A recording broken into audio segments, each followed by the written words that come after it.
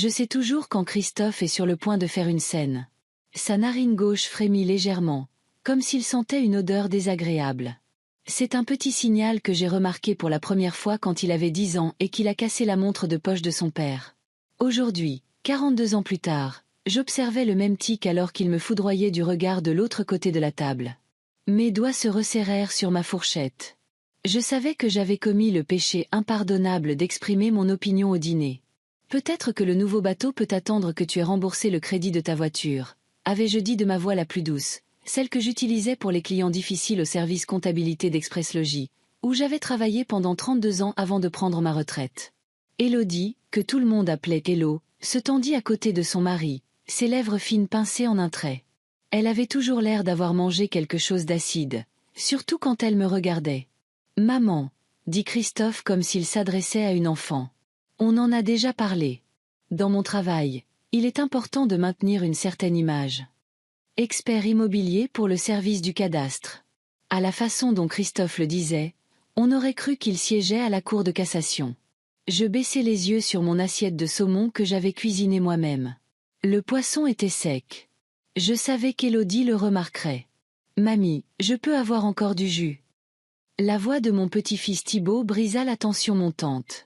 Je lui souris, le seul dans cette maison qui semblait vraiment ravi de ma présence. « Bien sûr, Thibaut. »« Il s'appelle Thibaut, maman », corrigea immédiatement Christophe. « Nous en avons déjà discuté. » Je me levai pour remplir le verre de Thibaut, que j'avais eu le droit d'appeler Thibaut jusqu'à ce jour fatidique où Élodie décida que c'était un nom trop simple pour leur fils. Notre petite Capucine, qui venait d'avoir 7 ans, jeta sa fourchette par terre. « Je ne veux pas manger ce truc dégoûtant. »« Tu vois, même Capu n'arrive pas à le manger, » murmura Élodie en jetant un coup d'œil au saumon. Je me penchai silencieusement, ramassai la fourchette et la posai près de l'évier. Puis j'en sortis une propre du tiroir et la tendis à ma petite fille. « Si tu ne veux pas du poisson, ma chérie, tu peux manger juste les légumes, suggérai-je. »« Capucine peut manger ce qu'elle veut, » intervint Élodie. « Elle a bien déjeuné à l'école. » Je réprimai un soupir. 67 ans et je n'avais toujours pas appris à tenir ma langue. Je traversai la cuisine pour regagner ma place.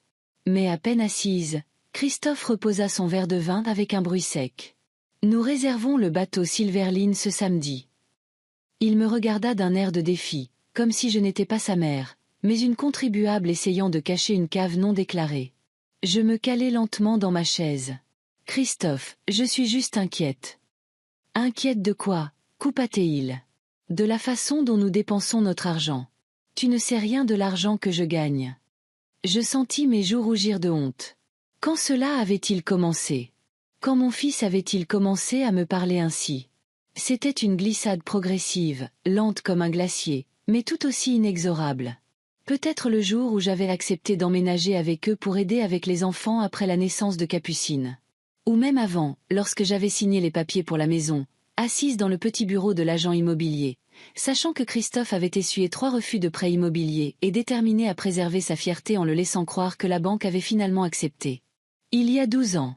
12 ans pendant lesquels il ignorait que sa mère était la véritable propriétaire de la maison dans laquelle il vivait. « Ces huîtres ont l'air délicieuses », avait dit le conseiller bancaire alors que Christophe, Élodie et moi célébrions l'approbation de son prêt dans un restaurant sur la côte. Christophe avait l'air si fier en commandant le champagne le plus cher, même s'il était encore endetté jusqu'au cou. « Ouais, je pense qu'ils ont enfin vu mon potentiel », avait-il dit au banquier, son partenaire de golf, qui n'avait aucune idée que les documents avaient déjà été réémis à mon nom et que la banque de Christophe n'était même pas impliquée dans la transaction. « Tu sais, quand tu obtiens enfin ce que tu mérites, c'est un sentiment spécial. » Tout ce que cela avait coûté, c'était presque toutes mes économies, accumulées au cours d'une vie passée penchée sur des grands livres comptables à traquer les centimes pour les entreprises des autres. Mais je l'avais fait avec joie. Après tout, n'est-ce pas à cela que servent les mères? Maman. La voix de Christophe me ramena au présent. Est-ce que tu m'écoutes au moins? Je suis désolé, mon chéri. Je clignai des yeux. Qu'est-ce que tu disais? Il soupira avec une patience exagérée. Je disais que nous avons besoin de toi pour garder les enfants le week-end prochain. Élodie et moi avons un voyage d'affaires sur la côte. Un voyage d'affaires. Je savais ce que cela signifiait vraiment. Lui et Élodie allaient dans une station balnéaire sur la Côte d'Azur où Christophe essayait d'impressionner des gens qu'il jugeait importants. Des gens qui, selon lui, pourraient l'aider à obtenir la promotion dont il parlait depuis 3 ans maintenant. Bien sûr, dis-je. Je serais heureuse de passer du temps avec Thibaut et Capucine. Maman, assure-toi que Thibaut fasse son projet de science, ajouta Élodie sans lever les yeux de son téléphone. La dernière fois que nous sommes rentrés, rien n'avait été fait parce que ton fils avait 39 de fièvre. J'avais envie de dire que c'était parce que j'avais passé 2 jours à lui appliquer des compresses froides sur le front et à le rassurer qu'il n'allait pas mourir pendant que vous ne répondiez pas à mes textos depuis la station balnéaire. Mais je ne le dis pas. À la place, j'hochai la tête et commençai à débarrasser les assiettes. Laisse-les, dit Élodie. La femme de ménage viendra demain. Ça ne me coûte rien de nettoyer, répliquai-je, sachant que si les assiettes restaient, l'odeur de saumon se répandrait dans toute la cuisine au matin. Maman, la voix de Christophe devint dure. Élodie a dit de les laisser. Je reposai les assiettes, me sentant comme une écolière réprimandée. Comme vous voudrez. Thibaut me regarda avec sympathie. Son âme de 10 ans semblait percevoir l'humiliation de ce petit échange. Je lui fis un clin d'œil, essayant de lui montrer que tout allait bien. « Qui veut voir le nouveau spectacle ?» demanda Christophe en se levant de table. Papa a acheté un nouveau projecteur pour la terrasse. On peut se faire une séance en soirée. Un nouveau projecteur. Les mots sortirent avant que je puisse les retenir. Tu n'as pas acheté une télé le mois dernier ? Silence. Lourd, menaçant. Élodie me regarda, ses yeux bleus pâles plissés comme si elle avait repéré un cafard sur ses chaussures de créateur. Christophe voulait faire une surprise aux enfants, dit-elle doucement. Mais apparemment, certaines personnes ne peuvent pas s'empêcher de gâcher les choses. Je ne voulais pas, commençai-je. Si, tu le voulais, m'interrompit Christophe, la voix dangereusement calme. Tu fais toujours ça, maman. Tu essaies toujours de me faire sentir coupable de dépenser mon propre argent. Je pense juste que tu devrais peut-être faire plus attention avec. Avec quoi ? Il haussa la voix. Avec mes finances, avec ma maison, avec ma famille, mes enfants. Je regardais Thibaut et Capucine, qui nous observaient avec de grands yeux. Peut-être pas ici. Non. Christophe frappa la paume de sa main sur la table, faisant sursauter Capucine. Je veux qu'ils l'entendent aussi. Je veux qu'ils sachent que leur père travaille comme un forcené pour subvenir aux besoins de cette famille, pendant que leur grand-mère, qui vit ici gratuitement, compte constamment chaque centime que je dépense. Je ne compte pas. Si, tu comptes. Son visage devint rouge. Tu l'as toujours fait. N'achète pas ce jouet, Christophe. C'est trop cher. Ne va pas à cette université, Christophe. C'est trop cher. Ne contracte pas ce prêt, Christophe. C'est comme si tu avais passé toute ta vie à essayer de m'empêcher d'avoir quelque chose de bien. Ces mots me firent l'effet d'une gifle. Cela me coupa le souffle.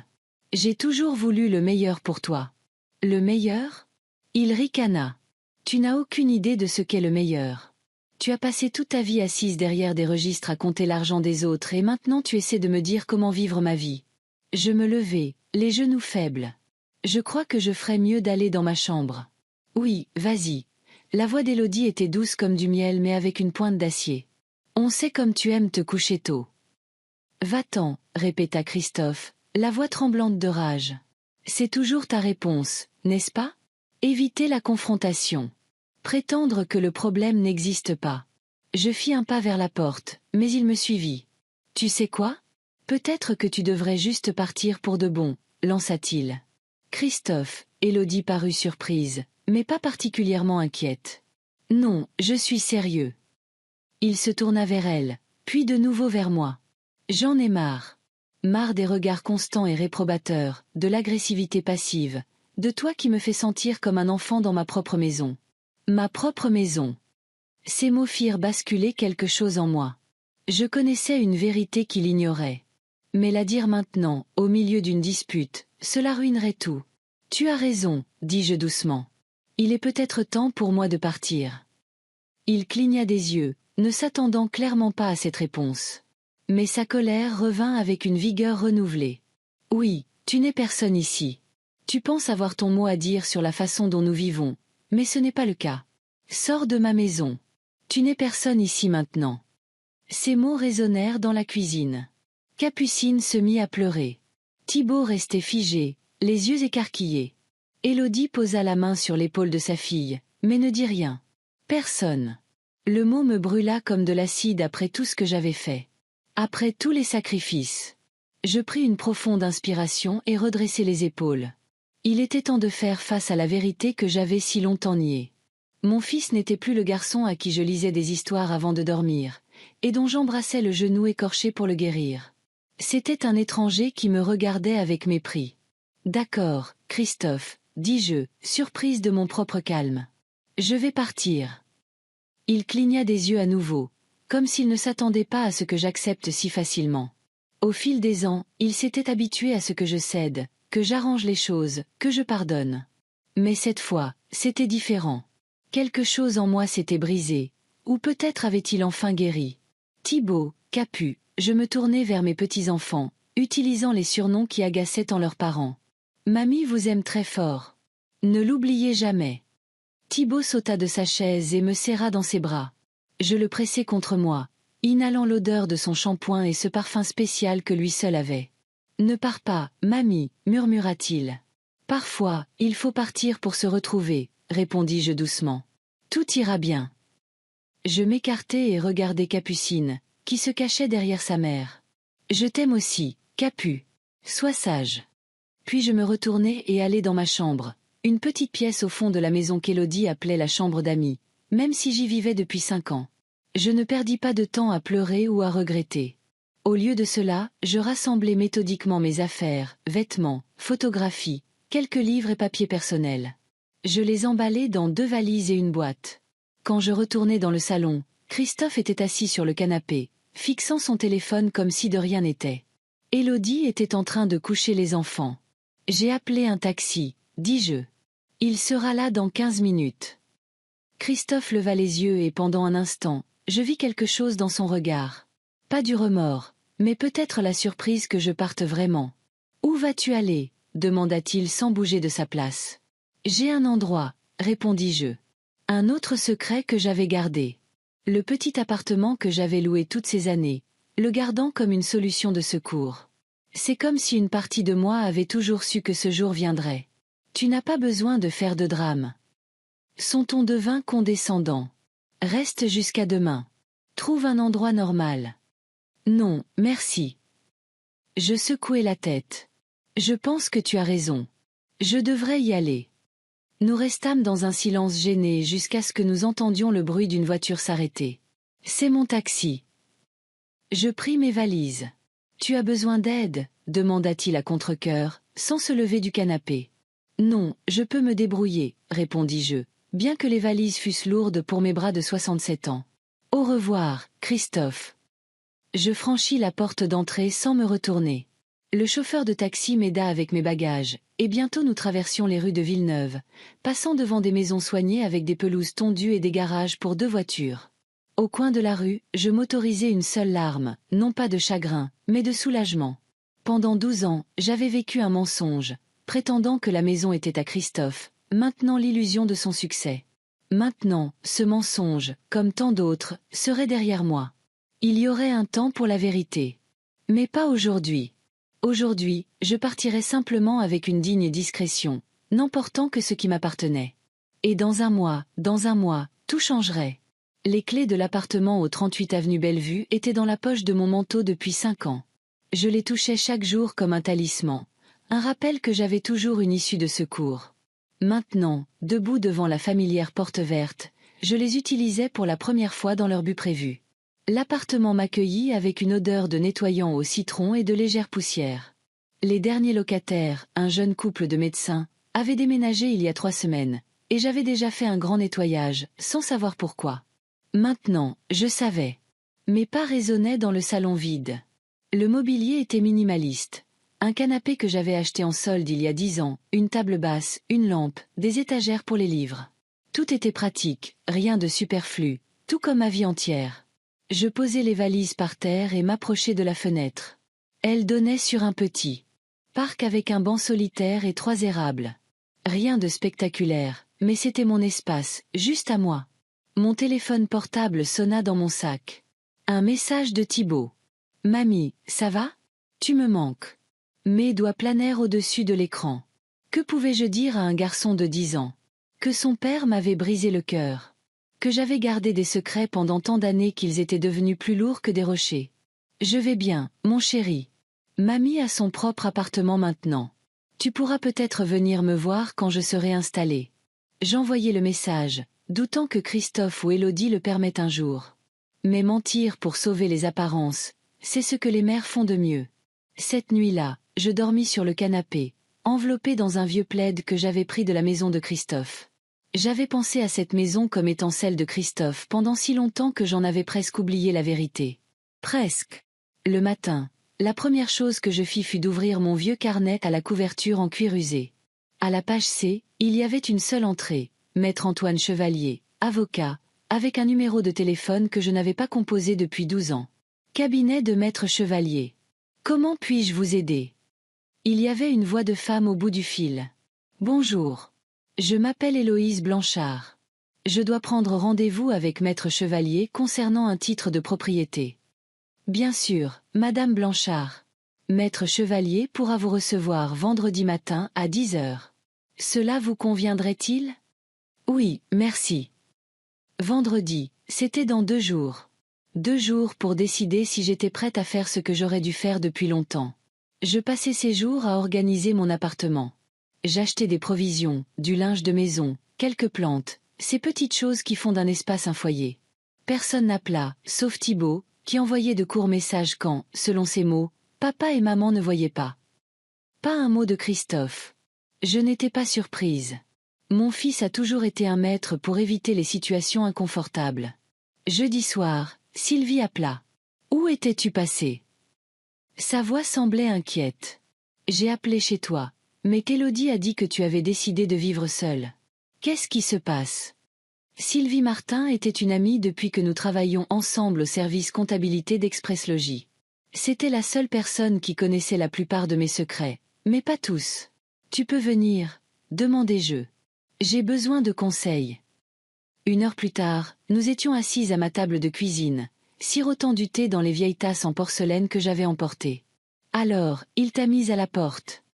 Sylvie secoua la tête, ses boucles grises rebondissant au rythme de ses mouvements. Après tout ce que tu as fait pour lui. Il ne sait pas ce que j'ai fait, répondis-je doucement. C'est ça le problème. Je n'avais jamais parlé à Sylvie de la véritable propriété de la maison de Christophe. C'était un secret que je gardais trop près de mon cœur. Elle couvrit ma main de la sienne. Combien de temps encore vas-tu le laisser te traiter comme ça? Il n'y avait aucun jugement dans sa question, seulement une réelle préoccupation. Et pourtant, je ressentis une pointe de honte. Tu ne comprends pas. Si, je comprends, m'interrompit-elle. Je vois ça depuis des années. Christophe ne t'appelle que quand il a besoin de quelque chose. De l'argent, du babysitting, un soutien moral. Et quand tu as besoin de lui? Où était-il quand tu t'es fait opérer du genou il y a 3 ans? Il était occupé au travail. Le défendis-je automatiquement. Il était à un tournoi de golf, me rappela Sylvie. C'est moi qui suis venue te chercher à l'hôpital. Tu te souviens? Pendant que ton fils jouait au golf avec les patrons. Je restais silencieuse, fixant le thé dans ma tasse. Sylvie avait raison. Elle avait toujours raison. Tu te souviens de Noël il y a 2 ans, continua-t-elle. Quand tu as offert à Capucine cette poupée chère qu'elle voulait et qu'Élodie a dit à tout le monde qu'elle et Christophe l'avaient achetée.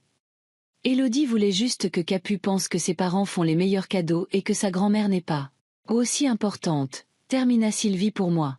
Et puis ils t'ont demandé de leur prêter de l'argent pour un voyage en Espagne 1 mois plus tard. Je soupirai. Chaque épisode que Sylvie mentionnait était soigneusement rangé dans ma mémoire comme de vieilles factures que je ne voulais pas revoir. 20 000 €, dis-je doucement. Ils m'ont demandé 20 000 € pour un acompte sur une nouvelle voiture l'année dernière. Je leur ai donné l'argent et Christophe a acheté un modèle sport au lieu de la voiture familiale dont nous avions parlé. Sylvie haussa les sourcils. Et tu le défends encore? C'est mon fils. C'est un homme adulte qui devrait être responsable de ses actes. Sylvie sirota son thé. Qu'est-ce que tu vas faire maintenant? Je me levai et m'approchai de la fenêtre. Il y avait un couple de personnes âgées assis sur un banc du parc, se tenant la main. Je les observai 1 seconde, puis me tournai vers Sylvie. Je vois un avocat demain. Ses yeux s'écarquillèrent. Tu vas enfin lui parler de la maison. Mon silence fut la réponse. Héloïse, Sylvie secoua la tête. Tu aurais dû faire ça il y a des années. Je sais. Je retournai à la table. Mais j'ai toujours pensé que s'il l'apprenait, cela ruinerait notre relation. Quelle relation? Demanda amèrement Sylvie. Celle où tu sacrifies tout et où il prend tout pour acquis. Ces mots touchèrent trop près de mon cœur. Je me détournai, cachant les larmes soudaines. Je suis désolée, sa voix s'adoucit. Je ne voulais pas être cruelle. C'est juste que je déteste le voir te traiter comme ça. Parfois, je me demande où je me suis trompée, admis-je. Ce que j'ai fait de mal en l'élevant. Tu n'as rien fait de mal, dit fermement Sylvie. Tu l'as élevé seul après la mort d'Alain. Tu as fait de ton mieux. Alain, mon mari, décédé d'une crise cardiaque quand Christophe n'avait que 15 ans. Parfois, je me demandais si Christophe aurait été une personne différente si son père avait été là plus longtemps. Peut-être que je l'ai trop gâté, dis-je, en essayant de compenser l'absence de son père. Tu as été une bonne mère, Héloïse. Sylvie me serra la main. Et tu le es toujours. Mais être une bonne mère ne signifie pas laisser ton enfant te faire du mal. Nous restâmes en silence tandis que notre thé refroidissait. Tu sais ce qui est le plus triste, dis-je finalement. Mes petits-enfants me manquent. Thibaut est un garçon si sensible. Et même Capucine, sous tout ce gâchis, il y a quelque chose de spécial en elle. On te prive de la compagnie de tes petits-enfants, demanda Sylvie, indignée. Non, pas vraiment. Je secouai la tête. C'est juste que, je ne sais pas comment les choses seront après ce qui s'est passé. Après ce qui va se passer. Sylvie me serra fort dans ses bras avant de partir. Tu mérites mieux que ça, Héloïse. Souviens-toi de ça quand tu iras chez l'avocat. Je restai éveillée une grande partie de la nuit, passant en revue des souvenirs dans mon esprit comme de vieilles photographies. Christophe a 8 ans, montrant fièrement son premier vin en maths. À 16 ans, maladroit et maussade après. La mort de son père, mais ayant toujours besoin de moi, même s'il ne l'admettrait pas. Christophe a 22 ans, diplômé d'université, certain que le monde lui appartenait. Christophe a 30 ans, avec Thibaut nouveau-né dans ses bras, redevenant pour un instant le garçon que j'avais connu. Quand avait-il changé?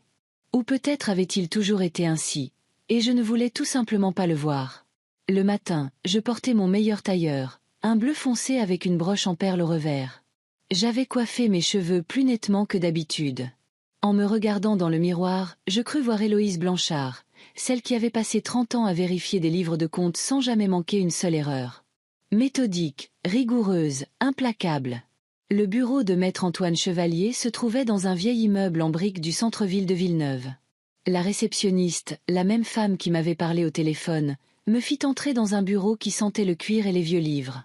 Antoine Chevalier avait vieilli depuis la dernière fois que je l'avais vu, mais sa poignée de main restait ferme. Madame Blanchard. Il m'indiqua le fauteuil en face de son bureau. C'est un plaisir de vous revoir, bien que je suppose que les circonstances ne soient pas des plus joyeuses. Je le crains. Je m'assis, lissant ma jupe sur mes genoux. Que puis-je faire pour vous? Je sortis un dossier de mon sac, tout organisé avec des intercalaires colorés. Il y a 12 ans, vous m'avez aidé à acheter une maison pour mon fils. Commencez-je. Une maison au 32 rue des Chênes. Oui, je me souviens de cette affaire. Il hocha la tête. C'était une situation inhabituelle. Vous avez acheté la propriété à votre nom, mais vous avez laissé votre fils penser qu'il en était le propriétaire. C'est exact, acquiesçai-je. Maintenant, il est temps de clarifier les choses. Antoine inclina légèrement la tête. Puis-je vous demander ce qui a changé? Je pris une profonde inspiration. Mon fils m'a mise à la porte de la maison. Je m'attendais à de la surprise, mais Antoine se contenta de hocher la tête comme s'il avait entendu des histoires similaires des milliers de fois. Peut-être que c'était le cas. Je vois. Et vous souhaitez faire valoir vos droits sur la propriété? Oui. J'ouvris le dossier. Tout est là. L'acte de vente, les déclarations de revenus, les factures de services publics, l'assurance. J'ai tout payé au fil des ans. Antoine parcourut les documents, hochant la tête de temps en temps. Tout est en parfait état, Madame Blanchard. Légalement, la maison vous appartient. Elle l'a toujours été. Votre fils n'a aucun droit dessus, autres que ceux que vous lui avez accordés. Et sa famille, demandai-je. Il a une femme et 2 enfants. Cela ne change rien à votre propriété, expliqua Antoine. Bien qu'il y ait bien sûr des considérations éthiques à expulser une famille avec des enfants, mais légalement, la maison est à vous, et vous pouvez en disposer comme bon vous semble. J'acquiesçai, ressentant un étrange mélange de soulagement et d'anxiété. Quel est votre conseil? Antoine se pencha en arrière dans son fauteuil, croisant les bras sur son ventre. Cela dépend de ce que vous voulez obtenir, Madame Blanchard.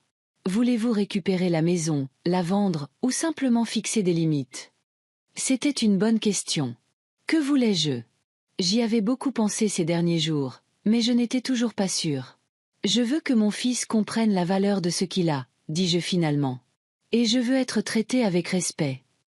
Antoine hocha la tête avec compréhension. Dans ce cas, nous avons plusieurs options. Nous pouvons préparer une notification de votre propriété, et inviter votre fils à conclure un bail formel. Ou nous pouvons être plus directs et exiger des arriérés de loyer pour toutes les années où il a vécu dans la maison sans payer de loyer. Des arriérés de loyer. Cela ne m'était jamais venu à l'esprit. Oui. Antoine prit une calculatrice. Au prix actuel du marché, le loyer pour une maison comme celle-ci à Villeneuve est d'environ 1 800 € par mois. Sur 12 ans, cela représente. Il appuya sur quelques boutons. Environ 259 200 €. Bien sûr, nous pourrions demander un montant inférieur étant donné la relation familiale. Je retins mon souffle. 259 200 €? La somme semblait irréelle. Je ne pense pas que Christophe puisse payer autant, dis-je. Probablement pas, convint Antoine. Mais cela nous donne une bonne position de négociation. Nous pouvons offrir une alternative. Soit il commence à payer un loyer raisonnable, soit il cherche un autre endroit où vivre. Je réfléchis un instant. Cela semblait juste. Après tout ce que j'avais toujours voulu, c'était l'équité. Il y a un autre point à considérer, continua Antoine. Au fil des ans, votre fils a peut-être contracté des prêts en utilisant la maison comme garantie, pensant qu'elle lui appartenait. Si c'est le cas, cela pourrait créer d'autres complications juridiques. J'eus l'impression d'avoir été éclaboussé d'eau froide. Christophe et ses constantes entreprises financières. Bien sûr, il aurait pu le faire. Comment pouvons-nous le vérifier? Je peux demander des informations au service de la publicité foncière, répondit Antoine. C'est une procédure standard. Il prit une note dans son carnet. Que voulez-vous faire ensuite, Madame Blanchard? Je regardai les papiers sur la table. 12 ans de silence, 12 ans à laisser Christophe penser qu'il avait tout pour lui. Préparer tous les documents nécessaires, dis-je fermement. Je veux que mon titre de propriété soit officiellement confirmé, et je veux qu'un bail soit rédigé avec un loyer raisonnable. Antoine hocha la tête. Et concernant les arriérés? Je réfléchis un instant. Incluez-les dans les documents, mais comme une option. Je ne suis pas sûre d'insister là-dessus. D'accord. Antoine prit une autre note. J'aurai tout préparé d'ici une semaine. En attendant, Madame Blanchard, je vous conseillerais de ne pas communiquer avec votre fils à ce sujet. Laissez la première notification venir de moi, officiellement. J'acquiesçai, me sentant étrangement soulagé de mettre ce lourd fardeau entre les mains de quelqu'un d'autre. En quittant le bureau d'Antoine Chevalier, j'eus l'impression d'avoir laissé tomber le sac à dos que j'avais porté toute ma vie. Pour la première fois depuis longtemps, je marchais le dos droit, sans le poids habituel sur mes épaules. Mon téléphone sonna alors que je montais dans le taxi. Le numéro de Christophe. Je fixai l'écran jusqu'à ce que la sonnerie cesse. Une seconde plus tard, un message arriva. « Maman, on doit parler des enfants. Appelle-moi. » Pas de « comment vas-tu » ? Pas de « je suis désolé ». Pas de « j'ai eu tort ». Juste une autre demande, un autre besoin. Je rangeai mon téléphone dans mon sac sans répondre. « Où allons-nous » demanda le chauffeur de taxi. « Au parc central, s'il vous plaît » répondis-je. Je n'étais pas sorti depuis longtemps. Je passais toute la journée à me promener dans le parc, regardant des fleurs et des arbres que je n'avais jamais remarqués auparavant. Je m'achetais une glace, une petite gâterie que je ne m'autorisais habituellement pas, et la mangeais assise sur un banc au bord de l'étang. Quand je rentrais à mon appartement, je trouvai 3 appels manqués de Christophe et un message de Thibaut. « Papa. Est en colère que tu ne répondes pas. Je peux venir te voir ?» Je lui envoyai un texto. Bientôt, mon chéri. Pour l'instant, papa et maman ont besoin de temps pour réfléchir. Ce soir-là, Sylvie appela. Comment ça s'est passé avec l'avocat? Bien, répondis-je. Il prépare les papiers. Christophe connaîtra bientôt la vérité. Et comment te sens-tu? J'y réfléchis un instant. Tu sais, étrangement, je me sens libre. Comme si je pouvais enfin respirer. C'est comme ça que ça devrait être. Je pouvais entendre le sourire dans sa voix. Tu as vécu pour les autres pendant trop longtemps, Héloïse. Il est temps de vivre pour toi. Après la conversation, je m'assis à la table de la cuisine avec un bloc-notes et un stylo. La comptable en moi a toujours aimé les listes et l'ordre. Je commençais à écrire ce que je voulais faire pour moi-même. 1. Voyager. Paris, Rome. 2. Apprendre quelque chose de nouveau. La photographie. 3. Adopter un chien, un petit, calme. 4. Lire tous les livres que j'ai repoussés pendant des années. 5. Trouver un moyen de voir mes petits-enfants indépendamment de Christophe. En regardant la liste, je ressentis une vague d'excitation que je n'avais pas ressentie depuis des années. À 67 ans, la vie ne se terminait pas. Elle ne faisait que commencer. Les 3 semaines suivantes passèrent dans une routine agréable. J'aménageai l'appartement à mon goût, fis de nouvelles connaissances parmi les voisins et m'inscrivis à la bibliothèque municipale. Christophe continuait d'appeler, d'abord avec insistance, puis de moins en moins fréquemment. Je répondais brièvement et de manière factuelle, sans jamais mentionner la maison. Thibaut m'envoyait des messages réguliers sur son école, ses amis, le nouveau modèle d'avion qu'il construisait. La 4e semaine, je reçus un appel d'Antoine Chevalier. « Madame Blanchard, les documents sont prêts. J'aimerais que vous veniez les signer. »« Bien sûr, » répondis-je. « Je serai là demain matin. » « Il y a autre chose, » dit-il, une note d'inquiétude dans la voix. J'ai vérifié le service de la publicité foncière comme nous en avions discuté. Je crains que la situation ne soit plus compliquée que nous ne le pensions. Que voulez-vous dire? Votre fils a en effet contracté plusieurs prêts en utilisant la maison comme garantie. Sans votre connaissance ni votre consentement, ce qui est bien sûr illégal étant donné qu'il n'est pas le propriétaire. Mais il y a un problème plus grave. La maison a fait l'objet d'une saisie dans le cadre d'une procédure judiciaire. Une saisie. Je sentis le sang se retirer de mon visage. Quel genre de procédure? Cela concerne le non-paiement de plusieurs prêts et peut-être une fraude financière dont votre fils est soupçonné. Je n'ai pas encore les détails, mais c'est une affaire sérieuse. Je m'affaissai dans ma chaise, sentant mes genoux faiblir. Qu'est-ce que cela signifie pour moi? Pour la maison? Pour vous personnellement, rien, puisque vous n'étiez pas impliqué dans ces transactions. Pour la maison, cela dépend si nous pouvons prouver que votre fils a agi sans votre consentement en utilisant une propriété qui ne lui appartient pas. Je suis sûr que nous pouvons le faire. Nous avons toute la documentation nécessaire. Je fermai les yeux, essayant de comprendre l'information. Christophe et ses entreprises financières. J'avais toujours su que cela mènerait à des problèmes un jour, mais je n'avais pas réalisé à quel point c'était grave. Que dois-je faire maintenant? Revenez demain comme nous l'avions convenu, dit Antoine. Nous signerons les papiers et établirons une stratégie sur la façon de procéder. Ne vous inquiétez pas, Madame Blanchard. La loi est de votre côté. Après l'appel, je restai assise longtemps, immobile, regardant par la fenêtre les érables du parc. Leurs feuilles commençaient à jaunir, un rappel que tout change. Tout se transforme, y compris moi. Cette nuit-là, je pris une décision. Je ne sauverai plus Christophe des conséquences de ses actes. Je ne sacrifierai pas mon bien-être pour son confort. Pendant trop longtemps, je l'avais laissé m'utiliser, me prendre pour acquise, ne pas apprécier tout ce que je faisais. Plus maintenant.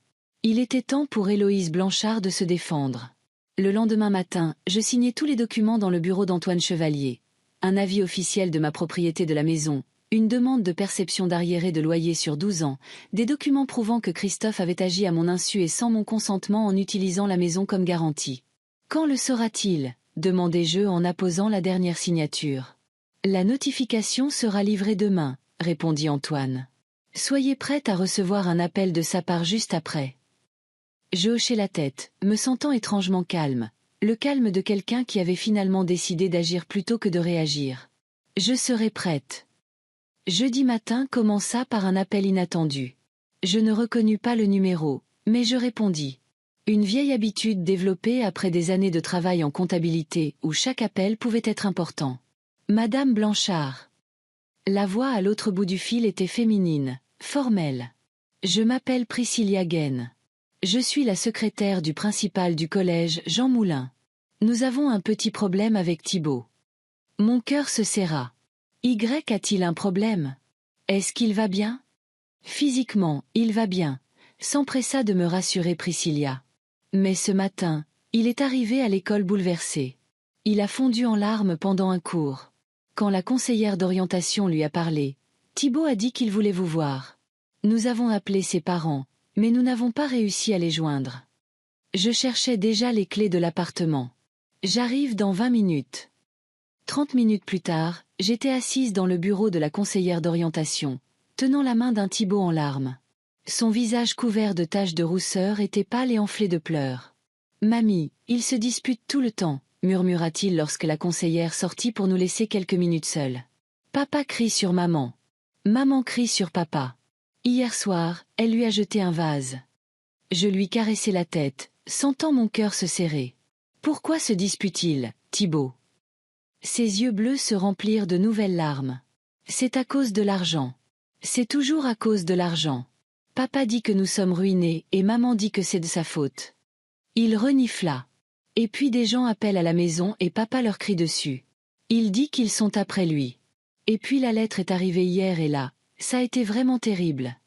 Je sortis un mouchoir de mon sac et lui essuyai les joues. Je suis désolée, mon chéri. Les adultes peuvent être stupides parfois. Je veux vivre avec toi, dit-il soudainement, serrant ma main plus fort.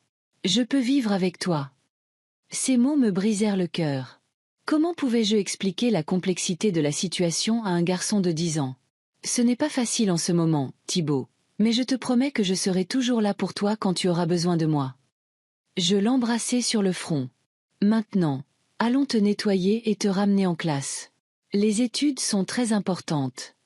Après m'être assuré que Thibaut s'était calmé et était retourné en classe, j'appelai Sylvie. As-tu entendu quelque chose à propos de Christophe? Demandai-je lorsque nous nous retrouvâmes au café en face de l'école. Sylvie pinça les lèvres. Seulement des rumeurs. Martine du club de jardinage habite à 2 maisons de chez eux. Elle dit avoir vu des gens en costume avec des mallettes venir la semaine dernière. Et son mari, Harvey, jouait au golf avec Philippe Donnelly. Tu te souviens de Philippe? Il travaille au fisc avec Christophe. Sylvie, l'interrompis-je, sachant comment elle aimait étirer les histoires. Qu'est-ce qui ne va pas? Elle se pencha plus près, baissant la voix. On dit que Christophe a été suspendu. Une sorte d'enquête interne. Quelque chose à voir avec des expertises immobilières. Je sentis le sang se retirer de mon visage. Une enquête. Tu penses qu'il a? Je ne pense rien, dit rapidement Sylvie. C'est juste une rumeur. Mais tu sais, Christophe, il a toujours été un peu ambitieux. Ambitieux. Une façon douce de dire que mon fils a toujours cherché à obtenir plus qu'il ne méritait et plus vite qu'il ne l'avait gagné. Après ma rencontre avec Sylvie, je décidai de me promener dans le centre-ville de Villeneuve, essayant de mettre de l'ordre dans mes pensées. En passant devant le concessionnaire automobile Prestige Motor, je vis une silhouette familière. Christophe était debout à côté de sa voiture de sport, parlant fort au directeur du salon. Même à 50 mètres de distance, il était évident que la conversation n'était pas agréable. Christophe agitait les mains, le visage rouge, et le directeur secouait la tête avec une expression implacable. Je traversai rapidement de l'autre côté de la rue, ne voulant pas que Christophe me remarque. Mais du coin de l'œil, je le vis frapper du poing le capot de sa voiture de rage, puis monter et démarrer en trombe, les pneus crissant, essayant de vendre la voiture ou négociant un report de paiement. Quoi qu'il en soit, cela n'augurait rien de bon. Ce soir-là, je reçus un étrange texto d'Élodie. « Thibaut peut dormir chez toi ce week-end. Pas de s'il te plaît, pas de si ça ne te dérange pas trop, même pas un bonjour. Juste une exigence déguisée en question. » Typique d'Élodie.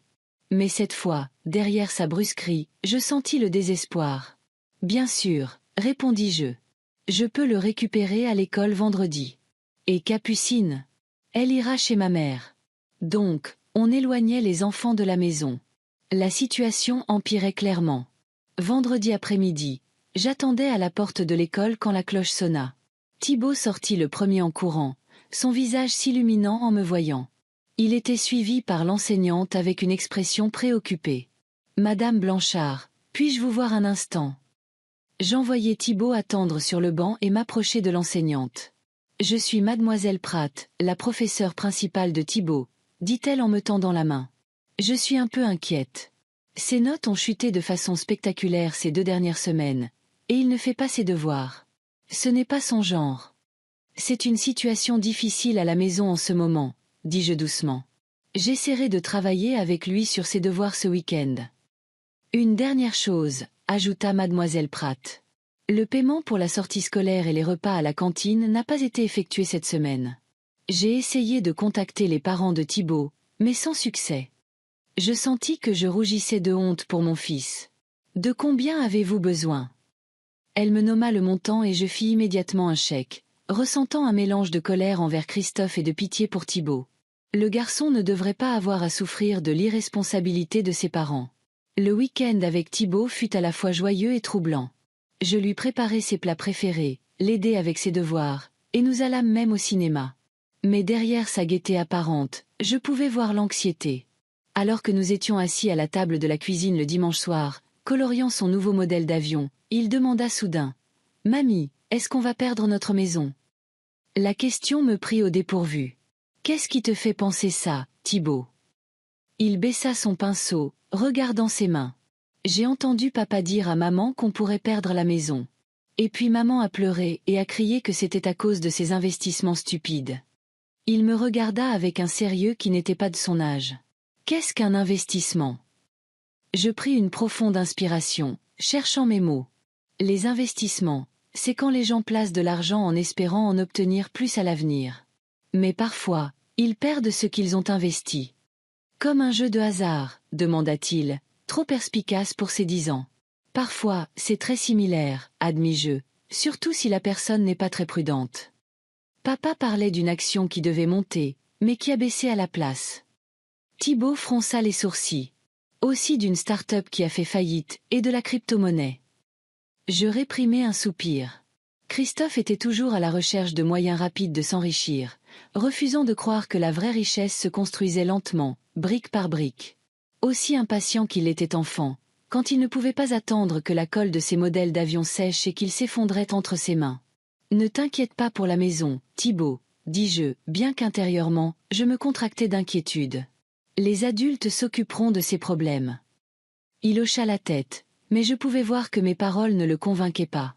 Lundi matin, quand j'amenai Thibaut à l'école, il me serra fort dans ses bras, ne voulant pas me lâcher. « Je ne veux pas rentrer à la maison après l'école, » murmura-t-il. « Je peux revenir chez toi ? » « Tu dois être avec tes parents, Thibaut, » dis-je doucement. « Mais tu peux toujours m'appeler si tu as besoin de quoi que ce soit. » Plus tard dans la journée, je croisai Élodie au supermarché. Elle avait l'air épuisée, avec des cernes sous les yeux et les cheveux ternes. Quand elle m'aperçut, elle essaya de s'esquiver dans une autre allée, mais je l'interceptai. « Élodie, attends. Comment vas-tu ? Thibaut est très inquiet. » Elle pinça les lèvres, mais sa froideur habituelle était minée par des signes évidents de stress. « Ça va, ce sont juste des difficultés temporaires. Si vous avez besoin d'aide. »« Nous n'avons pas besoin de ton aide, » coupa-t-elle. Mais ses épaules s'affaissèrent. « Christophe va arranger ça. Il le fait toujours. » Il n'y avait aucune confiance dans sa voix, seulement l'espoir las d'une femme qui avait cru trop longtemps à des promesses vides. « Que s'est-il passé à son travail ? » demandai-je prudemment. Élodie tressaillit comme si elle avait reçu un coup. « Rien, juste un malentendu. Ils le réintégreront dès qu'ils auront éclairci la situation. » Elle jeta un coup d'œil à sa montre. « Je dois y aller. » Elle partit rapidement, me laissant avec un panier plein de questions et d'inquiétudes. Le lendemain, je reçus un visiteur inattendu. Vincent Garnier, un ami de longue date de la famille et avocat qui avait aidé à la succession d'Alain après sa mort, sonna à la porte de mon appartement. « Et, non officiel, commença-t-il alors que nous nous asseyions, en tant qu'ami de la famille. Le fait est que j'ai entendu parler des problèmes de Christophe. » « Quel problème ? demandai-je, bien que j'ai déjà une idée approximative de la réponse. Vincent soupira. passant une main dans ses cheveux clairsemés. Il fait l'objet d'une enquête, Héloïse. Le bureau du procureur enquête sur lui pour fraude à l'expertise immobilière. On le soupçonne d'avoir sous-évalué certains clients en échange de compensation. Je fermais les yeux. Des pots de vin. Mon fils avait accepté des pots de vin. C'est grave. Assez grave, dit doucement mais directement Vincent.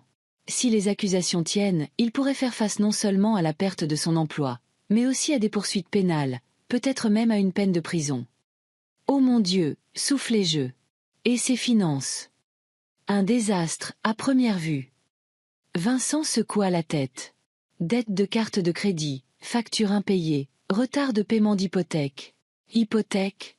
Demandai-je, sentant mon estomac se nouer.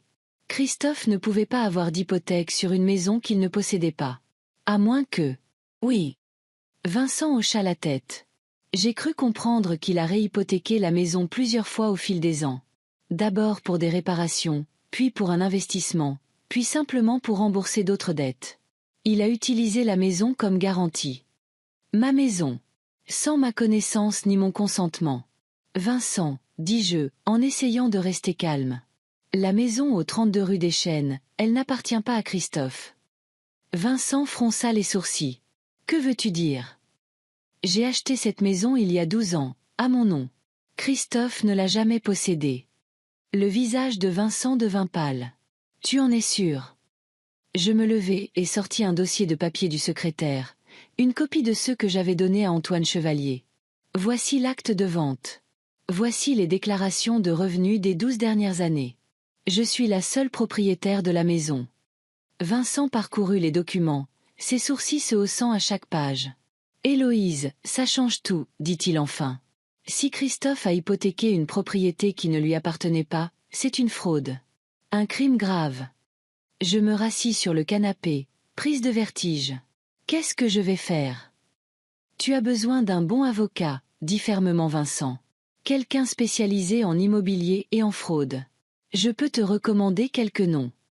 J'ai déjà un avocat, répondis-je. Antoine Chevalier. Il m'a aidé pour l'achat de la maison et prépare maintenant les documents pour clarifier la situation. Vincent hocha la tête. Bien. Chevalier est un bon choix. Mais tu dois agir vite, Héloïse. Si la maison est saisie dans le cadre d'une enquête ou si les prêteurs entament une procédure de saisie, les choses vont se compliquer beaucoup. Après le départ de Vincent, j'appelai immédiatement Antoine Chevalier avec les nouvelles informations. Il confirma ce que je savais déjà. La situation était grave, mais mon titre de propriété devrait être protégé si je pouvais prouver que je n'avais pas autorisé Christophe à entreprendre ces actions. 3 jours plus tard, mon téléphone sonna tard dans la nuit. Le nom de Sylvie s'afficha à l'écran. « Tu as entendu » demanda-t-elle sans saluer, la voix tendue. « Quoi ?» Il y a eu une saisie immobilière chez Christophe à l'instant.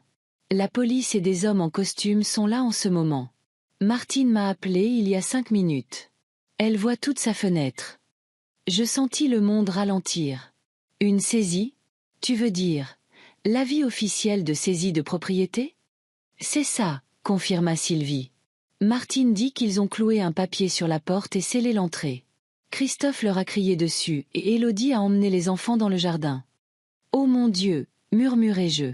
Qu'est-ce que je vais faire? Rien, dit fermement Sylvie. Tu n'as pas à le sauver cette fois, Héloïse.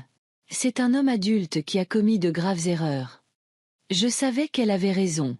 Mais cela n'empêchait pas la douleur de se répandre dans ma poitrine. Malgré tout, Christophe était toujours mon fils, et Thibaut et Capucine ne méritaient pas ce chaos. Appelle ton avocat, conseilla Sylvie. Laisse-le s'occuper du côté juridique. Après avoir parlé à Sylvie, j'appelai immédiatement Antoine Chevalier, laissant un message sur son répondeur. Puis j'appelai Thibaut, mais le téléphone était déconnecté. Je laissai un message lui demandant de me rappeler dès qu'il le pourrait et l'assurant que tout irait bien. Je passai la nuit éveillée, fixant le plafond et imaginant les visages confus de mes petits-enfants. Malgré toute la douleur, je ne pouvais m'empêcher de m'inquiéter pour eux.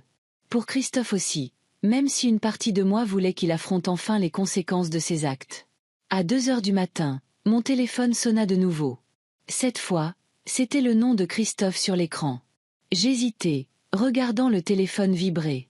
Une partie de moi voulait ignorer l'appel, le laisser éprouver au moins une partie du désespoir que j'avais ressenti quand il m'avait mise à la porte. Mais je ne pouvais pas. Même maintenant, après tout, je ne pouvais pas. « Allô » répondis-je, gardant ma voix stable. « Maman !» La voix de Christophe était brisée, tremblante d'une panique que je n'avais pas entendue depuis qu'il était petit garçon. « Maman, j'ai besoin de ton aide. Ils ont saisi la maison. Ils disent que j'ai commis une fraude. Élodie est hystérique. Les enfants ont peur.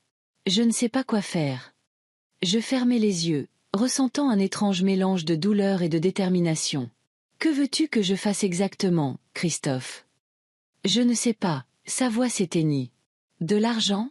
Peux-tu me prêter de l'argent ou parler à quelqu'un ? Tu as toujours eu des relations à la banque. Peut-être qu'ils peuvent faire quelque chose, ou on pourrait rester chez toi jusqu'à ce que les choses se calment. » Typique de Christophe, demandant sans rien offrir en retour. Sans même s'excuser pour la façon dont il m'avait traité. Je pris une profonde inspiration. « Je crains de ne pas pouvoir t'aider cette fois, Christophe. »« Quoi ?» Sa voix passa de suppliante à incrédule en un instant. « Que veux-tu dire ? Tu es ma mère. Tu dois m'aider. »« Non, Christophe, dis-je fermement. Je n'ai pas à le faire, et je ne le ferai pas. Pas cette fois. »« Mais qu'est-ce qu'on va faire ? Où va-t-on aller ?» Il y avait du désespoir dans sa voix. « Maman, s'il te plaît. Si ce n'est pas pour moi, alors pour les enfants. » C'était un coup bas, et il le savait. Utiliser mes petits-enfants contre moi. « Christophe, dis-je calmement, surprise de ma propre fermeté. Tu te souviens de ce que tu m'as dit le soir où je suis partie ? Tu as dit que je n'étais personne dans ta maison et que je devais sortir. » J'étais en colère, s'exclama-t-il. Ce n'est pas ce que je voulais dire. Je pense que si, répliquai-je. Et tu sais quoi ? C'est vrai. Je ne suis vraiment personne dans cette maison. Parce que ce n'est pas ta maison, Christophe. Il y eut une longue pause. Que veux-tu dire ? Sa voix devint basse, méfiante. La maison m'appartient, dis-je simplement. Elle m'a toujours appartenu. Je l'ai achetée il y a 12 ans et je t'ai laissé croire que tu avais obtenu un prêt immobilier pour préserver ta fierté. Une autre pause, encore plus longue cette fois. Tu mens, dit-il enfin, mais il n'y avait aucune confiance dans sa voix. Tu essaies juste de te venger. Vérifie les papiers, Christophe. Les vrais papiers, pas les faux que tu as dû fabriquer pour obtenir les prêts. La maison au 32 rue des Chênes est enregistrée au nom d'Héloïse Elisabeth Blanchard. Non. Sa respiration s'accéléra. Non, c'est impossible. J'aurais su. Tu n'as su que ce que tu voulais savoir, répondis-je. Comme toujours. Ça veut dire. Sa voix tremblait. Ça veut dire que la maison ne peut pas être confisquée ? Ça veut dire qu'on est en sécurité ? Je secouai la tête, bien qu'il ne puisse pas le voir. Cela signifie que tu as utilisé une propriété que tu ne possédais pas comme garantie. C'est de la fraude, Christophe, et cela ne fait qu'aggraver ta situation. Oh mon Dieu ! Il sembla commencer à s'étouffer. Oh Dieu, je ne savais pas. Je jure que je ne savais pas. Je te crois, dis-je doucement. Mais ça ne change rien à ce que tu as fait. Aide-moi. Sa voix tomba à un murmure. S'il te plaît, maman. Je réparerai tout. Je jure que je changerai. Aide-moi juste cette fois. Je fermai les yeux, sentant les larmes couler sur mes joues. Combien de fois avais-je entendu ces promesses ? Combien de fois y avais-je cru ? Je ne peux pas te sauver des conséquences de tes actes, Christophe, dis-je. Pas cette fois. Qu'est-ce que tu vas faire ? Il y avait une vraie peur dans sa voix. Je protégerai ma propriété, répondis-je. Et je veillerai au bien-être de Thibaut et Capucine. Quant à ce qui t'arrive, cela ne dépend que de toi. Tu ne peux pas faire ça. Sa voix était soudainement en colère. Tu es ma mère. Tu es censé m'aider. Je t'ai aidé toute ta vie, Christophe, dis-je avec lassitude. Et regarde où ça t'a mené. Il est temps que tu apprennes à te débrouiller seul. Je suis ruiné, cria-t-il.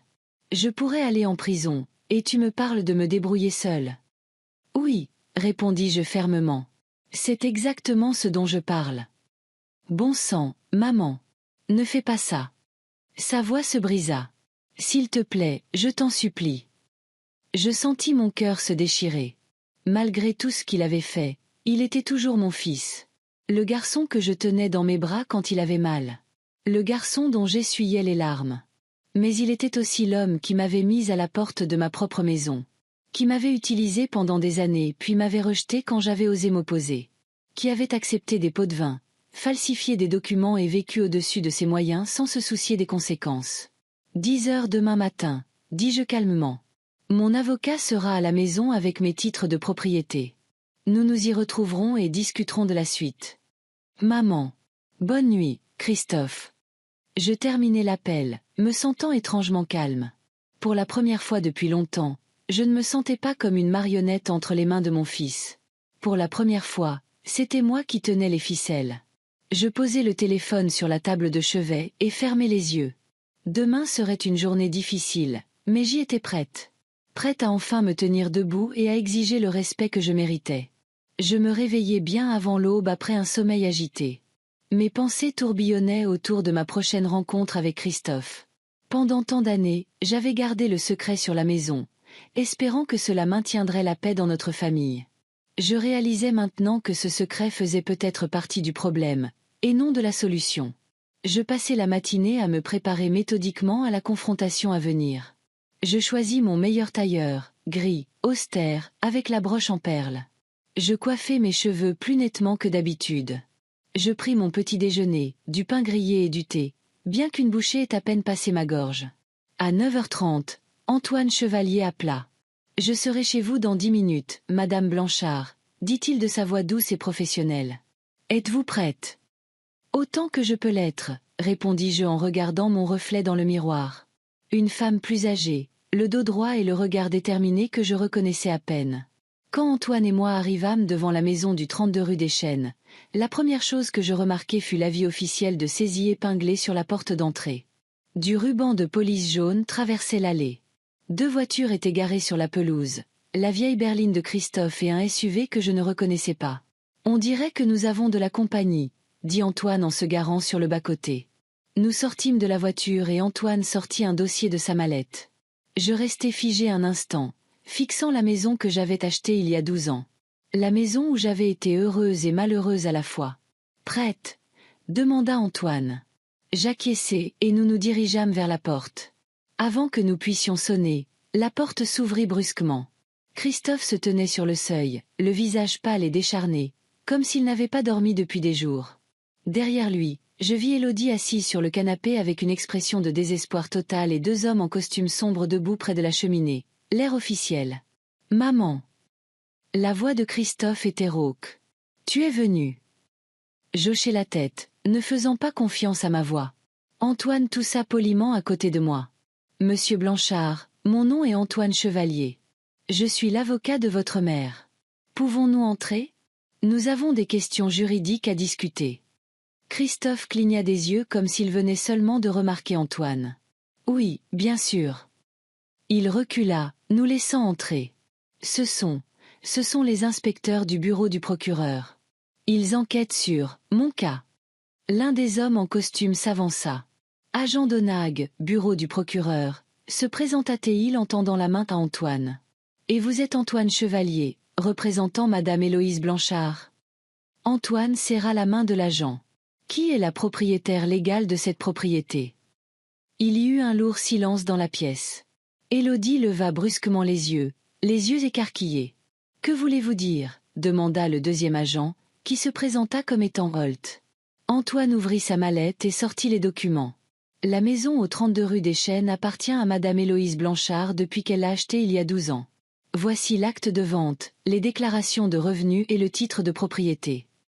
L'agent Donag prit les documents et commença à les parcourir, ses sourcils se haussant à chaque page. « Cela change la situation, » dit-il enfin en se tournant vers Christophe. « Monsieur Blanchard, vous prétendez être le propriétaire de cette maison. » Christophe ouvrit la bouche, puis la referma comme un poisson échoué. Son regard oscillait entre moi, les agents et les documents. « Oui, je pensais en être le propriétaire », réussit-il finalement à articuler. « Maman ne me l'a jamais dit. » Monsieur Blanchard, l'interrompit l'agent Holt. « Si vous avez utilisé cette propriété comme garantie pour des prêts sans en être le propriétaire, cela aggrave sérieusement votre situation. » Il ne savait pas. J'entendis ma propre voix, surprise de son calme. Je ne lui ai jamais dit que je possédais la maison. Tous les yeux se tournèrent vers moi. Madame Blanchard, dit lentement l'agent d'Onag. Confirmez-vous que vous avez acheté cette maison à votre nom, mais que vous avez permis à votre fils de penser que c'était sa propriété? J'acquiesçai. Christophe s'était vu refuser un prêt immobilier 3 fois. J'ai utilisé mes économies pour acheter la maison, mais je l'ai laissé penser que la banque avait finalement approuvé sa demande pour préserver sa fierté. « Oh mon Dieu !» murmura Élodie depuis le canapé. « Et les événements récents ?» demanda l'agent Holt. « Saviez-vous que votre fils utilisait cette maison comme garantie pour des prêts ?» Non, je secouai la tête. Je ne l'ai appris qu'il y a quelques jours, lorsque mon avocat a vérifié le service de la publicité foncière. Les agents se regardèrent. « Monsieur Blanchard, dit l'agent d'Onag en se tournant vers Christophe, il semble que la fraude immobilière s'ajoute maintenant aux accusations de corruption et de pot de vin. »« Je ne savais pas, » cria Christophe, le visage devenant rouge. « Je jure que je pensais que la maison était à moi. Comment aurais-je pu savoir ?» Antoine s'éclaircit soigneusement la gorge. « Messieurs, peut-être devrions-nous nous asseoir et discuter de cette situation plus calmement. Il y a manifestement eu un malentendu ici. » Les agents acceptèrent et nous nous installâmes tous dans le salon. Je m'assis dans le fauteuil en face du canapé où étaient assis Christophe et Élodie. Les agents prirent place de chaque côté de moi et Antoine resta debout, agissant comme modérateur de cette étrange réunion. « Alors, commença l'agent d'Onag. Mettons les choses au clair. Madame Blanchard est la propriétaire légale de cette maison. Monsieur Blanchard l'a utilisée à son insu comme garantie pour plusieurs prêts. Est-ce une compréhension correcte ? » Oui, confirma Antoine. Et ma cliente est prête à fournir une déclaration sous serment indiquant qu'elle n'a pas autorisé son fils à faire ces choses et n'en était pas consciente. Tu savais depuis le début ? La voix de Christophe était basse, mais remplie de rage. Toutes ces années, tu m'as laissé croire que c'était ma maison. Je le regardais dans les yeux. Oui, Christophe. Je le savais. Pourquoi ? Sa voix s'éteignit. Pourquoi ne me l'as-tu pas dit ? Parce que tu étais si fier d'avoir enfin obtenu l'approbation de la banque, répondis-je doucement. Tu étais si heureux de penser que tu l'avais obtenu par toi-même. Je ne voulais pas t'enlever ce sentiment. Donc, c'était une imposture. Son visage se tordit de colère. Tout ce temps, tu m'as trompé. Je voulais bien faire, Christophe. Le meilleur. Il bondit sur ses pieds. Tu m'as laissé croire que je possédais la maison, et maintenant que j'ai des ennuis, il s'avère soudain que c'est ta maison. C'est ta façon de te venger ? Monsieur Blanchard, intervint l'agent Holt. Veuillez vous asseoir.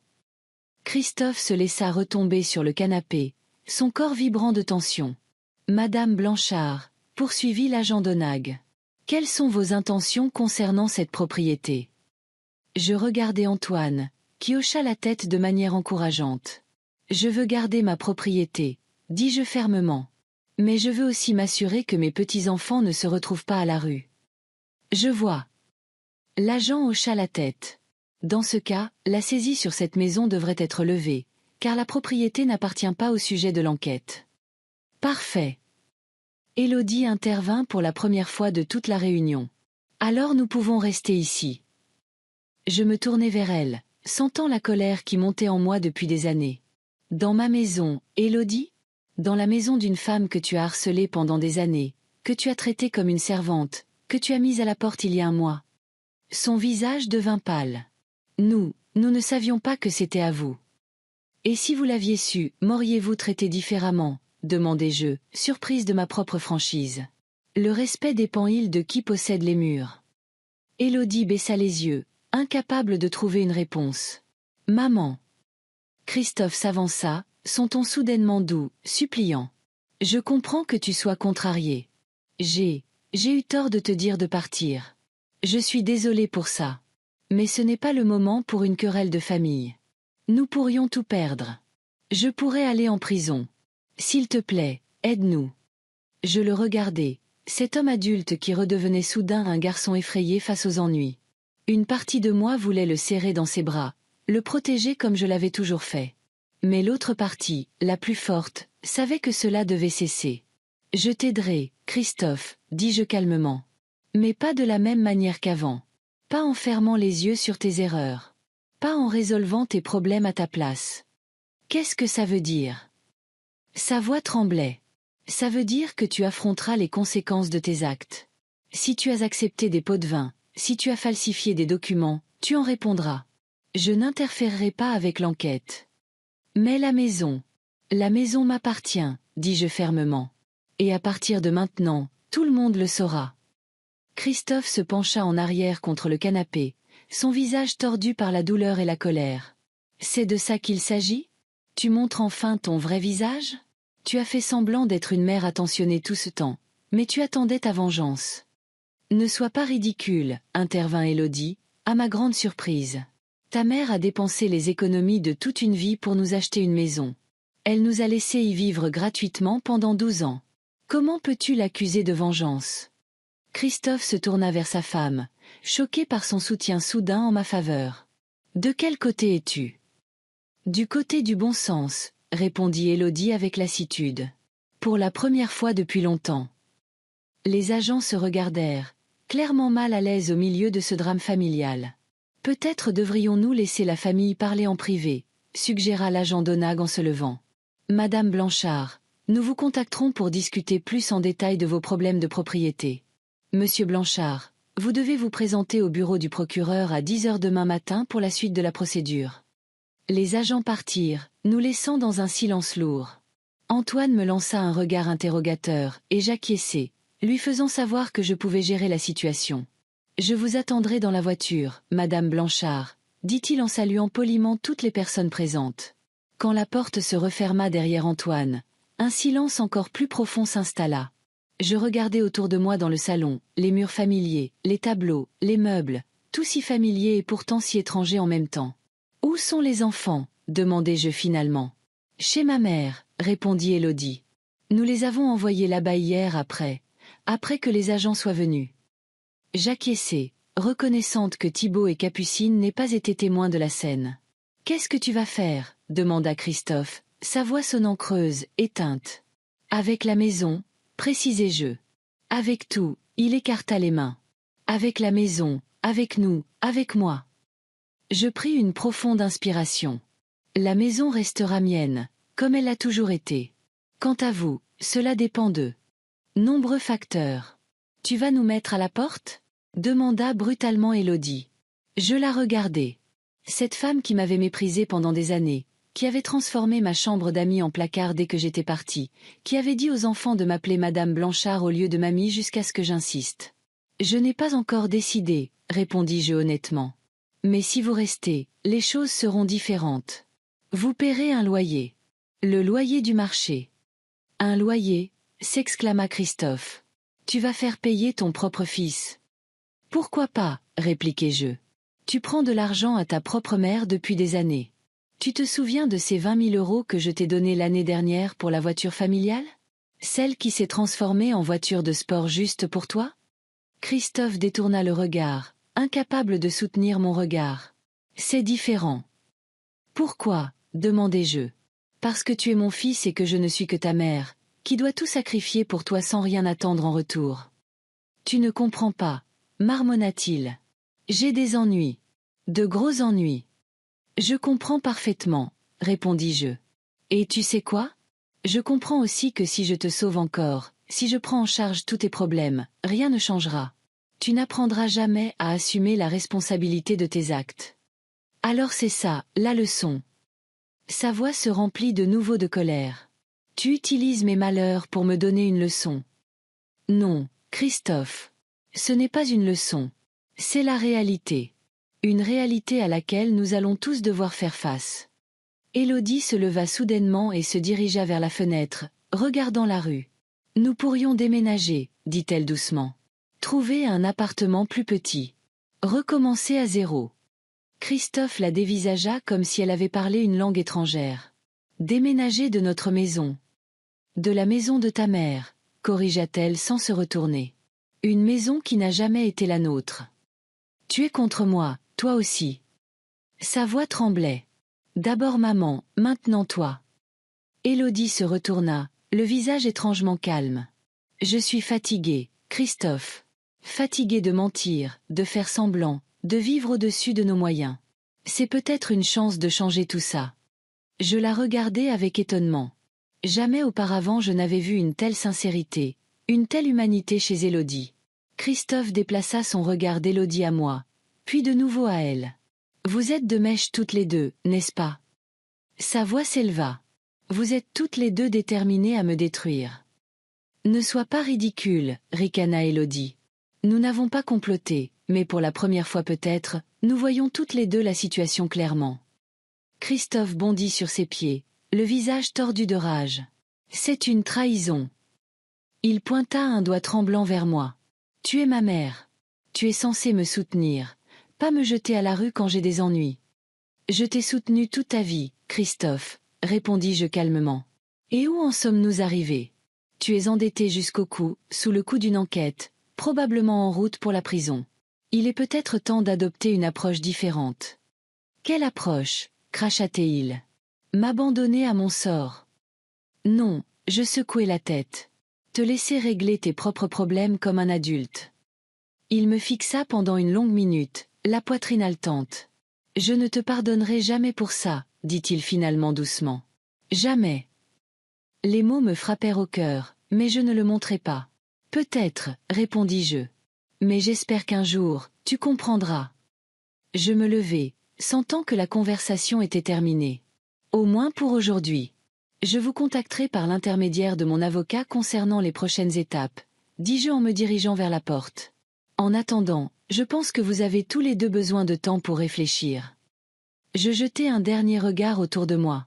Christophe se tenait au milieu du salon, les épaules affaissées, son visage un mélange de colère et de désespoir. Élodie regardait de nouveau par la fenêtre, son profil pensif, presque paisible. En sortant, je me sentis étrangement soulagée, comme si le poids lourd que j'avais porté pendant des années avait finalement été levé de mes épaules. Bien sûr, de nombreux défis m'attendaient encore. Mais à ce moment-là, en marchant vers la voiture où Antoine attendait, je me sentis plus libre que je ne l'avais été depuis 12 ans. « Comment ça s'est passé ?» demanda Antoine alors que je montais sur le siège passager. « Difficile, répondis-je honnêtement. Mais nécessaire. » Il hocha la tête avec compréhension. « Que voulez-vous faire ensuite, Madame Blanchard ?» Je regardais la maison, ma maison, pensant à toutes les possibilités qui s'offraient maintenant à moi. « Je veux aller de l'avant, dis-je. Enfin aller de l'avant. » 3 jours plus tard, j'étais assise dans le bureau d'Antoine Chevalier, parcourant les documents qu'il avait préparés.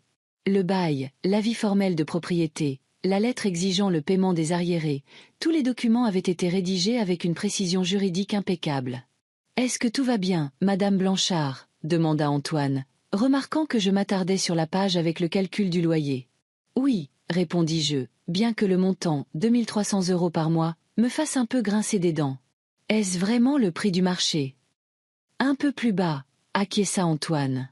Compte tenu de la taille de la maison et du quartier, nous aurions pu demander 3000, mais j'ai pensé que dans les circonstances. Non, vous avez raison. Je signai le document d'un mouvement décidé. Le prix du marché doit être le prix du marché. Antoine hocha la tête avec approbation. Quand voulez-vous rencontrer votre fils et sa femme? Demain. Je croisai les mains sur mes genoux. Le plus tôt sera le mieux. Dans ce cas, je les appellerai pour fixer un rendez-vous ici, au bureau. Cela créera un terrain neutre. J'acceptai. Même si une partie de moi voulait tenir la réunion dans la maison, ma maison, pour affirmer symboliquement ma propriété. Mais Antoine avait raison. Le bureau offrirait une atmosphère plus professionnelle, moins émotionnelle. Le soir, Sylvie appela. Alors, le grand jour, c'est demain. Il y avait de l'excitation dans sa voix. Oui, répondis-je en m'installant dans un fauteuil avec une tasse de thé. Demain, je proposerai officiellement à Christophe et Élodie un choix. Payer le loyer ou déménager. Et que penses-tu qu'ils choisiront? Je réfléchis, me souvenant du regard d'Élodie à la fenêtre, de son acceptation soudaine de la réalité. Honnêtement, je ne sais pas. Christophe est trop fier pour me payer un loyer, mais qu'Élodie est plus pragmatique. Et avec Christophe poursuivi en justice et suspendu de ses fonctions. Je soupirai. Je doute qu'il puisse se permettre quoi que ce soit de comparable à ma maison. Ta maison, répéta Sylvie avec satisfaction. C'est si bon de t'entendre enfin dire ça. Je souris, levant la tasse à mes lèvres. Oui, ma maison. C'est étrange, n'est-ce pas? Depuis 12 ans, elle est à moi, mais ce n'est que maintenant que je commence à le sentir. Et les enfants? Demanda Sylvie. Tu leur as parlé? Thibaut. Je sentis ma voix s'adoucir à la mention de mon petit-fils. Il a appelé hier. Ils sont revenus de chez la mère d'Élodie et il a été autorisé à utiliser le téléphone. Autorisé? Ricana Sylvie. Comme si parler à sa grand-mère était un privilège, pas un droit. C'est la manière d'Élodie. Je haussai les épaules, bien que Sylvie ne puisse pas le voir. Quoi qu'il en soit, Thibaut a dit que je lui manquais. Je lui ai promis de le voir bientôt, peu importe ce que ses parents décideraient. Et Capucine? Je ne sais pas, admis-je avec une légère tristesse. Elle a toujours été plus proche d'Élodie. J'ai peur que ma petite fille ait déjà absorbé l'attitude de sa mère envers moi. Les enfants sont plus intelligents que nous ne le pensons, me réconforta Sylvie. Laisse-lui du temps. Le lendemain, je mis mon meilleur tailleur, bleu marine avec des boutons argentés, et me dirigeai vers le bureau d'Antoine Chevalier. J'arrivai avec 15 minutes d'avance pour rassembler mes pensées. Antoine m'accueillit dans la salle de réception, aussi impeccablement habillé et calme que toujours. « Ils sont là, dit-il doucement. Ils sont même arrivés avant vous. » J'acquiesçai, sentant mon cœur commencer à battre plus vite. Malgré ma résolution, la perspective d'une autre confrontation avec Christophe me rendait nerveuse. « Êtes-vous prête ?» demanda Antoine. « Oui, » je redressai les épaules. « Je suis prête. » Quand nous entrâmes dans la salle de conférence, je remarquai tout de suite à quel point Christophe avait changé ces derniers jours. Sa chemise habituellement parfaitement repassée était froissée, des cernes sous les yeux et une barbe de 3 jours. Élodie, en revanche, avait l'air concentrée et déterminée, bien que fatiguée. « Maman », dit Christophe en se levant.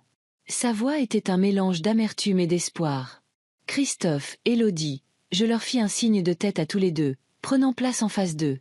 Antoine s'assit à côté de moi et ouvrit le dossier. « Merci à tous d'être arrivés à l'heure. Comme vous le savez, nous sommes ici aujourd'hui pour discuter de la propriété de la maison au 32 rue des Chênes et de la manière de procéder. » « Nous savons que la maison appartient à maman, » interrompit Christophe, « la voilasse. Il n'est pas nécessaire de nous l'expliquer à nouveau. » « Très bien, » poursuivit Antoine nonchalamment. « Dans ce cas, allons droit au but. Madame Blanchard, en tant que propriétaire légale de la propriété, vous offre 2 options. » Il sortit les papiers et les posa sur la table. 1. Vous pouvez rester dans la maison en signant un bail formel avec un paiement mensuel de 2300 €, ce qui correspond au prix du marché pour ce type de bien dans votre quartier. 2. Vous pouvez quitter les lieux dans les 30 jours suivant la signature de l'accord. Élodie prit les documents et commença à les lire pendant que Christophe restait assis, les bras croisés sur la poitrine et une expression d'entêtement assourdissant sur le visage. « 2 options et demie, dis-je soudainement. Antoine se tourna vers moi, surpris. « Madame Blanchard. Il y a une autre demi-option. » Je regardai directement Christophe. « Si vous décidez de déménager, je serai prête à aider avec l'acompte pour un nouveau logement. Dans la limite du raisonnable, bien sûr. » Ce n'était pas prévu, mais je me disais que c'était un compromis équitable. Après tout, je ne voulais pas laisser mes petits-enfants sans abri. Élodie leva les yeux des papiers, et je vis une lueur de gratitude dans son regard. « C'est une offre généreuse, » dit-elle prudemment. « Généreuse, » ricana Christophe. « Elle nous met à la porte de notre maison et appelle ça généreux. »« Ce n'est pas votre maison, monsieur Blanchard, » lui rappela doucement Antoine. « Ça ne l'a jamais été. »« J'ai élevé mes enfants là-bas, » Christophe frappa du poing sur la table. 12 ans. Pendant 12 ans, cette maison a été notre foyer. Par la grâce de votre mère, dit Élodie sans lever les yeux des papiers, qui nous a laissé y vivre gratuitement pendant tout ce temps. Christophe fixa sa femme, ne s'attendant clairement pas à une telle trahison. De quel côté es-tu? Du côté de la réalité, Christophe, répondit Élodie avec lassitude. Ta mère possède la maison. Elle a le droit d'exiger un loyer ou de nous demander de déménager. Je regardai Élodie avec un nouveau respect.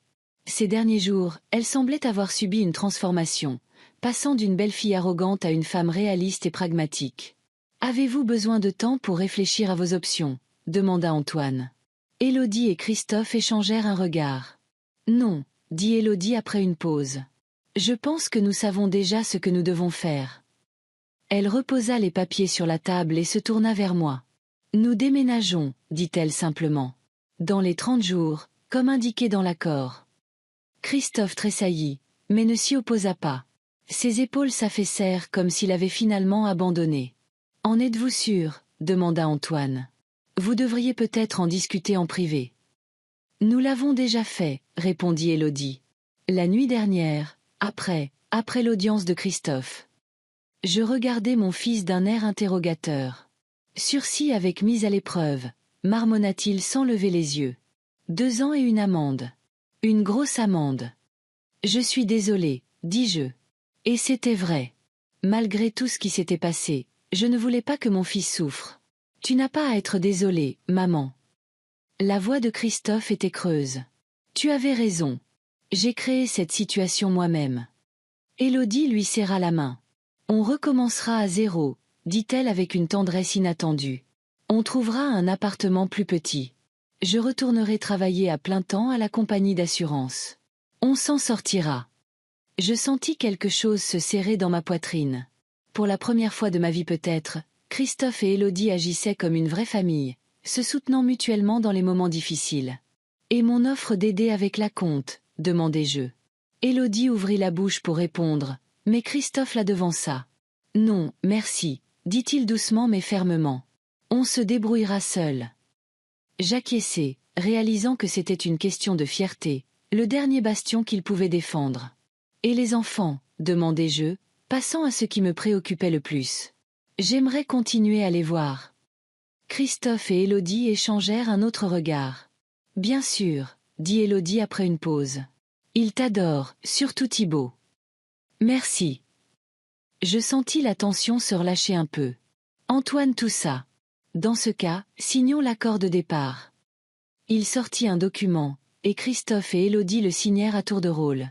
Quand le papier m'arriva, je tins mon stylo au-dessus de la ligne de signature pendant un moment. « Il y a autre chose que j'aimerais clarifier, » dis-je en les regardant tous les deux. « Il ne s'agit pas de la maison, mais de notre relation. » Ils me regardèrent, attendant. « Beaucoup de choses changeront après votre déménagement, » dis-je lentement, choisissant mes mots avec soin. « Je ne serai plus votre baby-sitter. Je ne serai plus votre femme de ménage ni votre cuisinière, et je ne serai plus votre fond d'urgence. » Christophe pinça les lèvres, mais ne s'y opposa pas. « Je suis toujours votre mère et la grand-mère de vos enfants, » continuai-je. « Et je vous aimerai toujours. Mais je ne me laisserai plus utiliser ni prendre pour acquise. » « C'est tout à fait juste, » dit soudain Élodie. « Nous avons eu tort de vous traiter comme nous l'avons fait. » Je la regardai, surprise. C'était la chose la plus proche d'une excuse que j'ai jamais entendue de sa part. « Merci, Élodie, » dis-je sincèrement. Cuthbert resta silencieux, le visage impénétrable. Je signai le document et le tendis à Antoine. « Qu'est-ce que tu vas faire de la maison ?» demanda soudain Christophe. « Après notre départ. » J'hésitai un instant.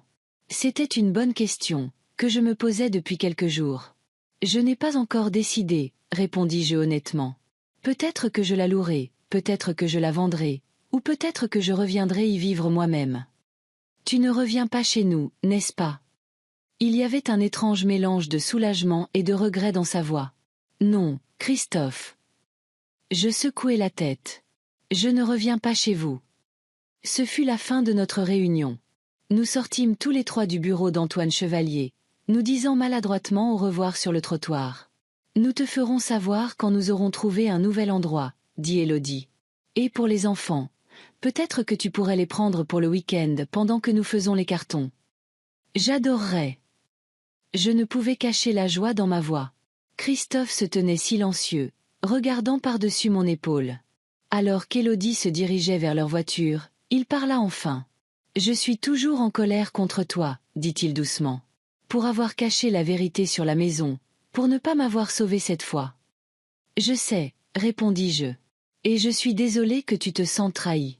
Mais un jour, peut-être, tu réaliseras que parfois, la plus grande aide est de laisser une personne faire face aux conséquences de ses actes. » Il ricana mais ne discuta pas. « Au revoir, maman, » dit-il en se tournant pour partir. « À bientôt, Christophe, corrigeai-je. Pas au revoir. » Il ne répondit pas, se contenta de marcher vers la voiture où Élodie attendait. Je l'ai regardé s'éloigner, ressentant un étrange mélange de tristesse et de soulagement. Quelque chose était terminé aujourd'hui. Pas seulement 12 ans de mensonges sur la maison, mais des décennies de relations malsaines où j'avais toujours donné plus que je n'avais reçu. De retour dans mon appartement, je remarquai immédiatement la lumière clignotante de mon répondeur. 5 messages, tous de Christophe, laissés la nuit dernière. Je ne pris pas la peine de les écouter. À la place, je les supprimai un par un, libérant ma mémoire et mon esprit pour de nouvelles entreprises.